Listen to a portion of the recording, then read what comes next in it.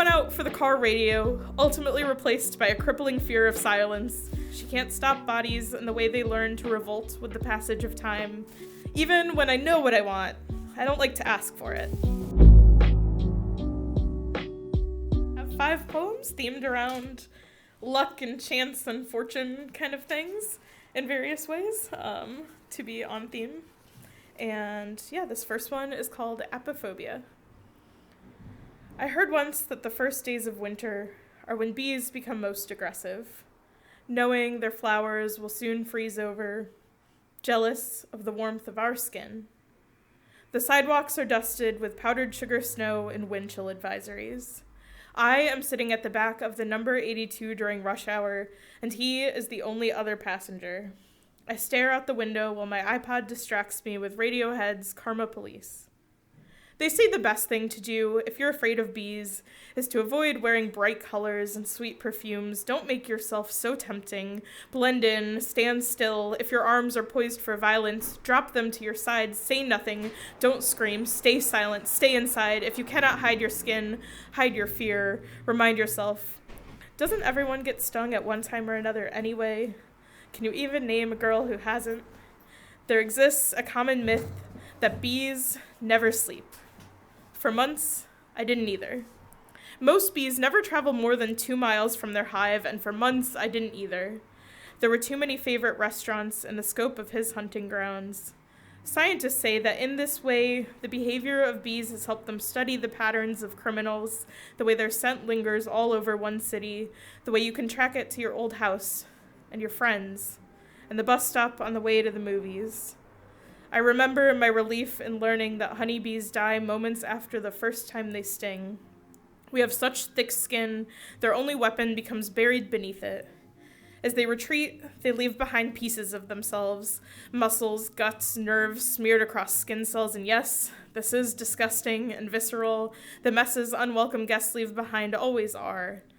I used to think I was afraid of him the same way I was afraid of honeybees, but the truth is, I have never been stung by a bee, and I cannot imagine what it must feel like for nature to seal my wounds with their own brand of justice, the instant gratification, to be able to stand there and watch the fall, to know that you were the first and still, somehow, thank God, the last.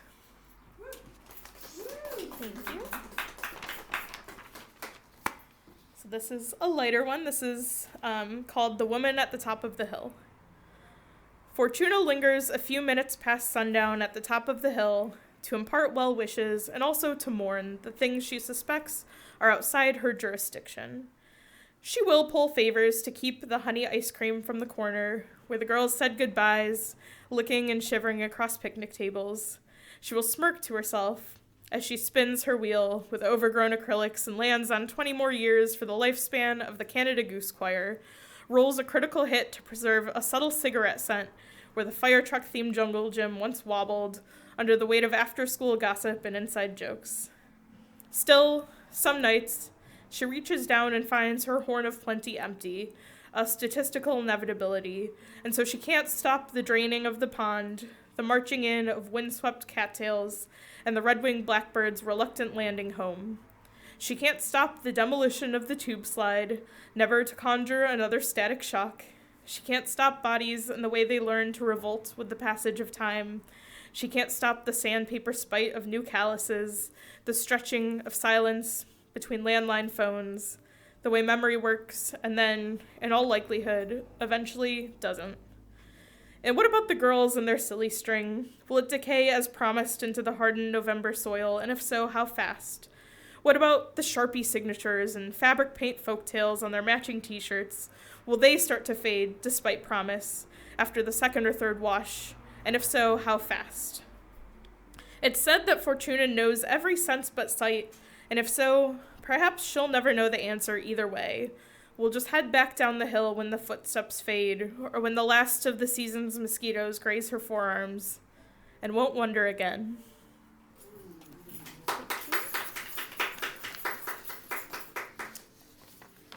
This one is just called 21, and it's dedicated to my friends.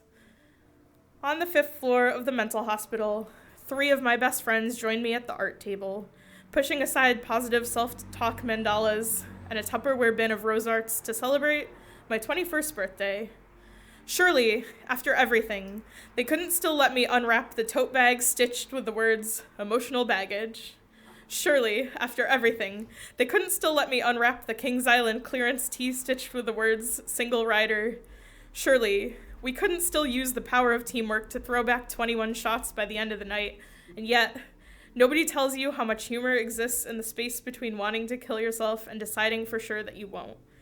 Vodka, much like shoelaces, and bathroom locks and HBO, didn't exist in this quiet hollow of the city, and so we negotiated with the night nurse. That night, we took 21 shots of chocolate milk each, imagining it was happy hour at the Buffalo Wild Wings that still waited for me on the corner of Lane and High with open sign glowing neon just in case there could be a next time. At the end of visiting hour, the night nurse helped me scoop plastic medicine cups into the garbage can, remarking how many of the people she meets on this floor that cannot name an emergency contact. Surely, after everything, I couldn't still believe her when she said I was lucky, and yet...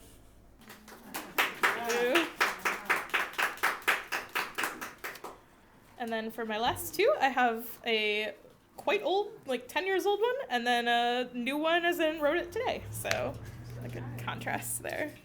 So here's the old one. This is called The Law of Probability.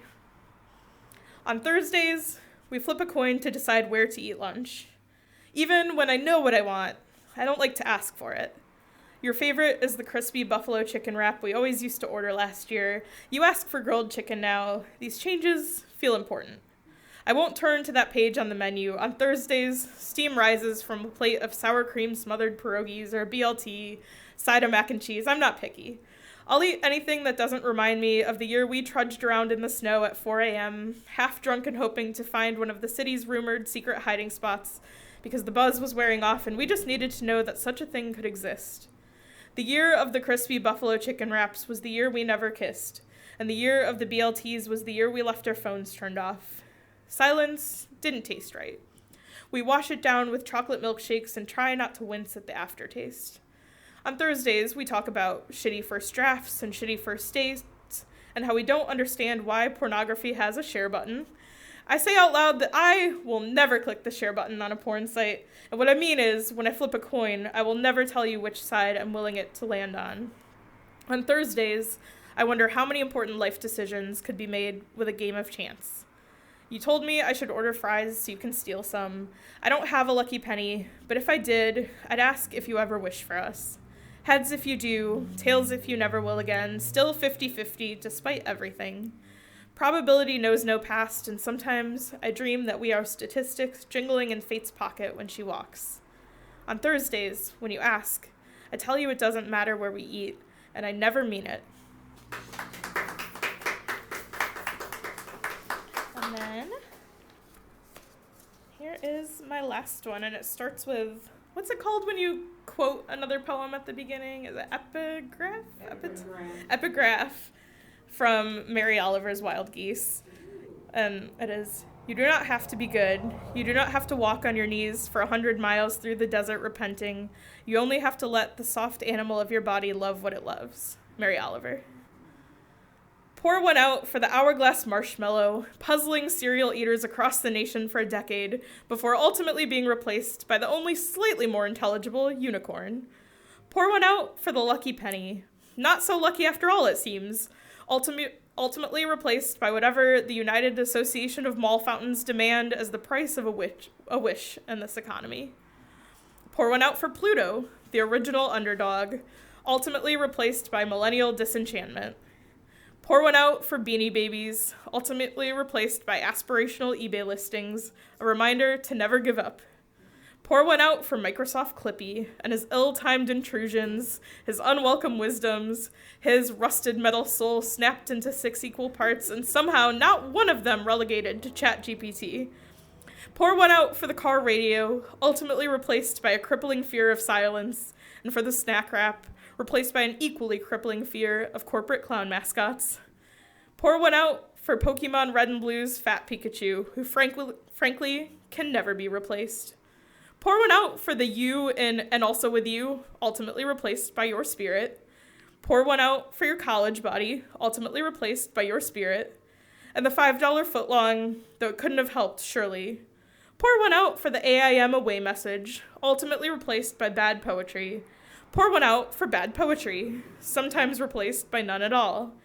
Pour one out for the kids who were a pleasure to have in class, ultimately replaced by the kids who were a pleasure to have at the lunch table, who studied for the right things, the timing of the sarcasm in their crew socks, the timing of their starter homes and nutritious breakfasts.